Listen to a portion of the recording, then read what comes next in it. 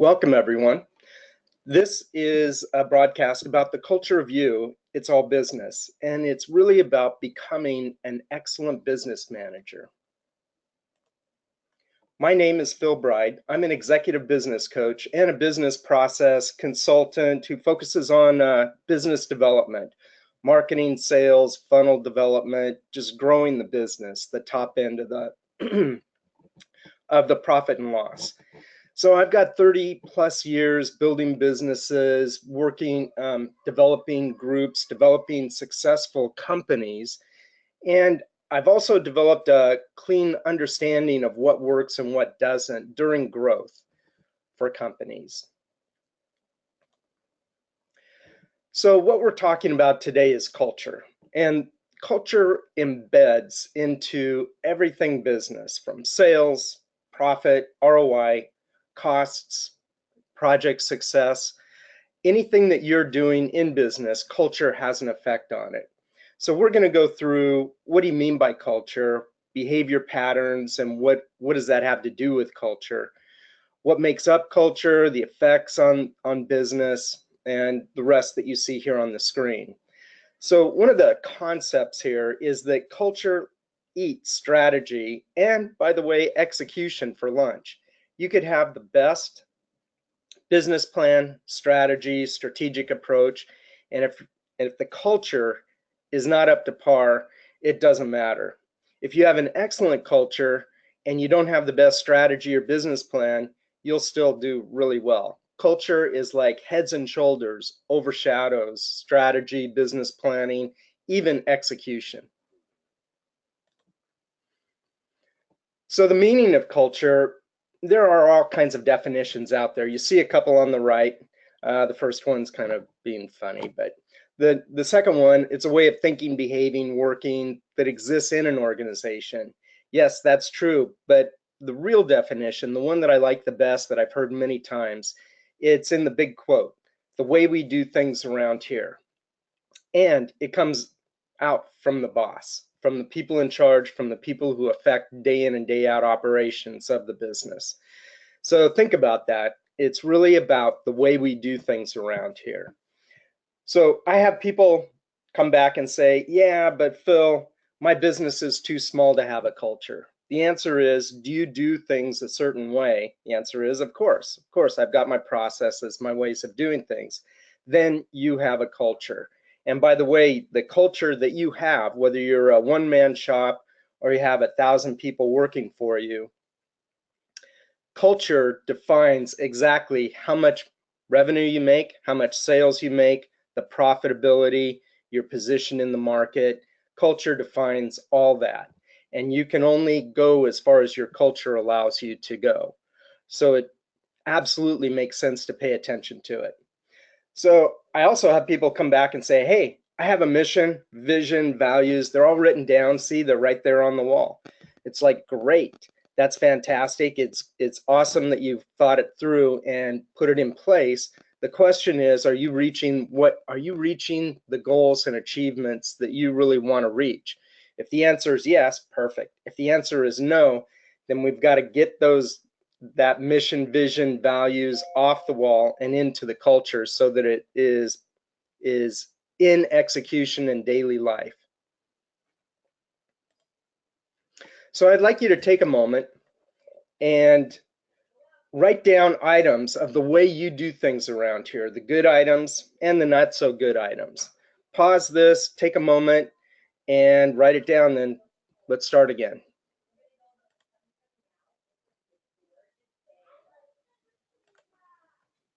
Okay, I want to talk about a dead fish in the stream. It's a story that I've heard and I tell quite often because it's so poignant about what's going on with culture and in businesses. Imagine you're walking through the woods and you come up to a stream and you see all these dead fish floating down the stream.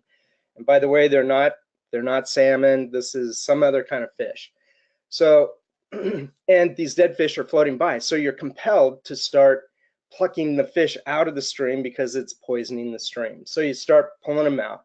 Next thing you know, you've got more people running to help you, and then you get them organized. You get them very organized, efficient, and you start saving the stream. You actually bring in dumpsters and dump trucks, and you get this whole process in place that works extremely well, and you get all the dead fish out.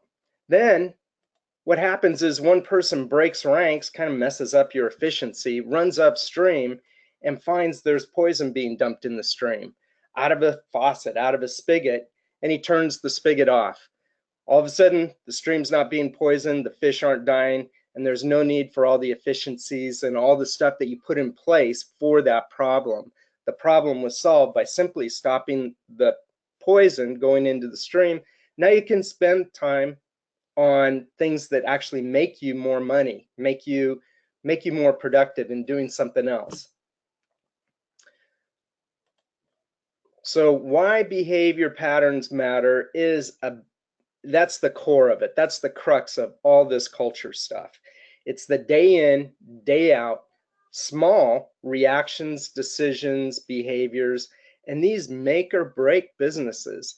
They determine whether a business grows to multi-millions of dollars or stays at under the $1 million or under the 10 million. They basically define where the barrier is for growth on what a company can and cannot do. So there's some of the things that happen that really define this, and it's the negative side of the business culture, and that is that when inconsistencies happen, mixed messages, no direction for the company, unclear communication, poor beliefs, and poor attitudes are the big one. Lack of clarity for the business, all that stuff. Plus, the list can be a lot longer and is a lot longer. There's all kinds of things that can happen that make or break a company.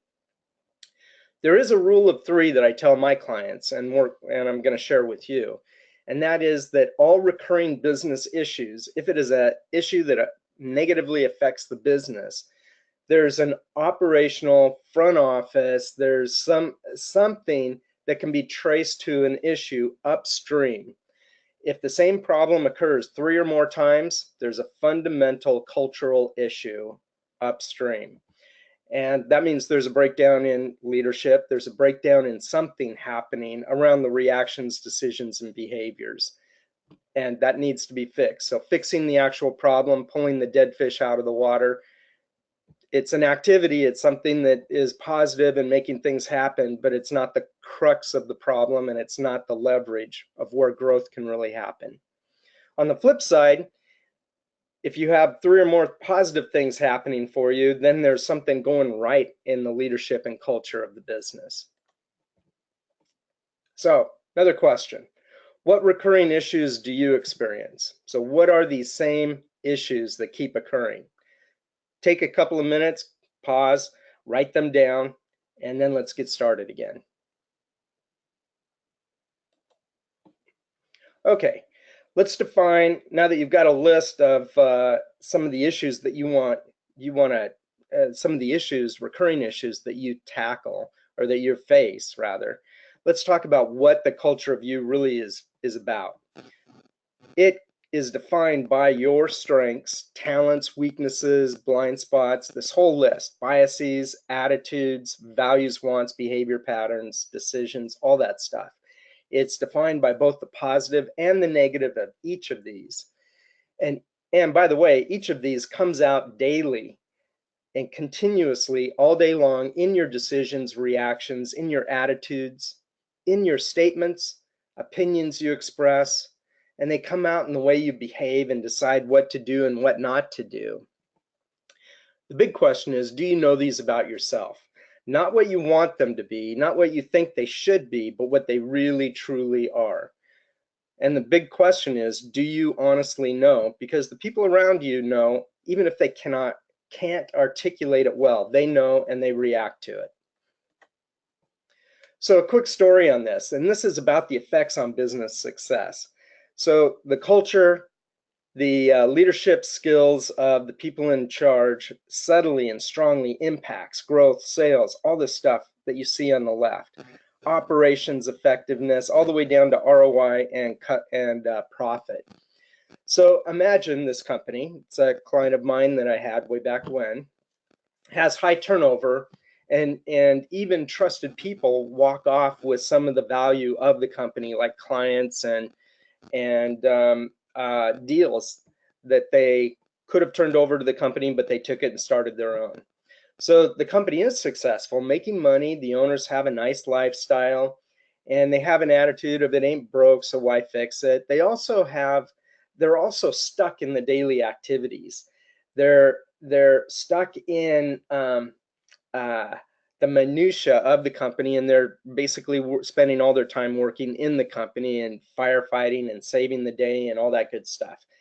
They often talk about how they don't fully trust their staff. They feel like their staff is kind of taking from them and not putting in their best effort, and they're stretching jobs out to take longer than they need. So they don't fully trust their employees. And in turn, what that means is these attitudes come out as distrust of the employees, and attitudes walk in the door in front of you and they leave a wake behind you in everything you say and do. So people around them sense it, build their reactions to reflect the owner's attitudes, and protections start to build up. What ends up happening is they start to be tentative in what they're doing. They decide not to make decisions on the spot and wait for the owners to come in and save the day. All this means that projects stretch out, decisions to save money don't happen, decisions to sell added value to a customer don't happen. All kinds of things start to affect customers and the way business is done, and it affects the way we do things around here.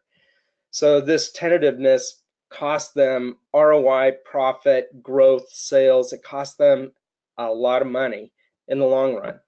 So you can't control others' behaviors, but you can control yours and turn the odds in your favor if you do it. So again, let's take a moment. Take a moment and write down 4 things you want changed for the positive in your business. Go ahead and pause a moment, take out a piece of paper, write it down, and then we'll start up again.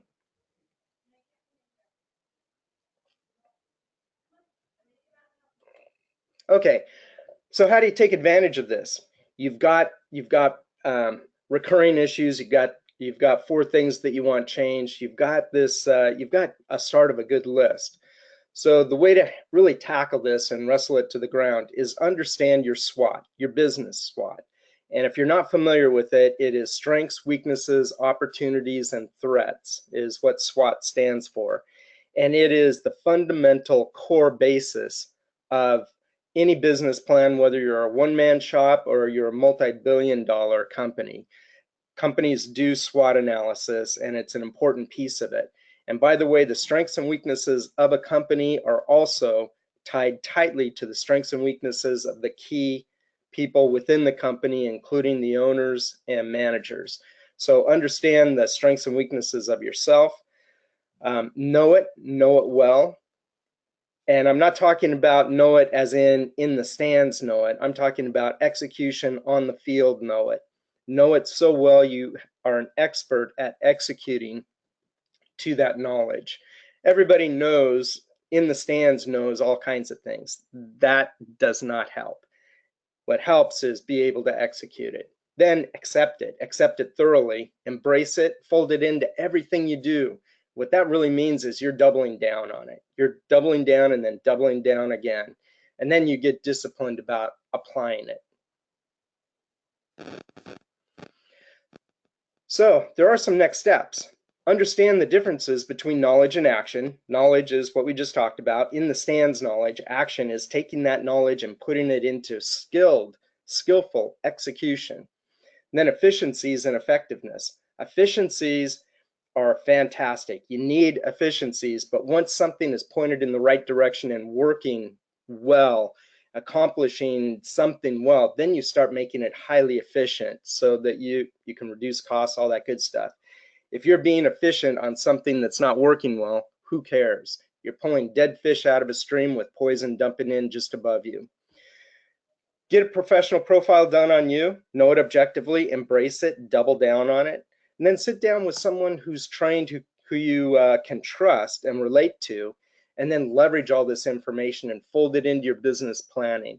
That's where leverage happens. That's where the growth and the magic of growth really starts to happen. So my name is Phil Bride. I'm an executive business coach. I do events like this. I do publications on best practices, both of particular business processes and then on cultural issues and leadership issues. And for those interested, I'd like to offer a free 30 minutes to talk through your situation. We can hop on the phone and just talk about your situation and see if, see what comes of it. If nothing, that's great. If you get something out of it, fantastic. And in addition to that, I also want to offer a professional profile plus a 75-minute coaching session, $250.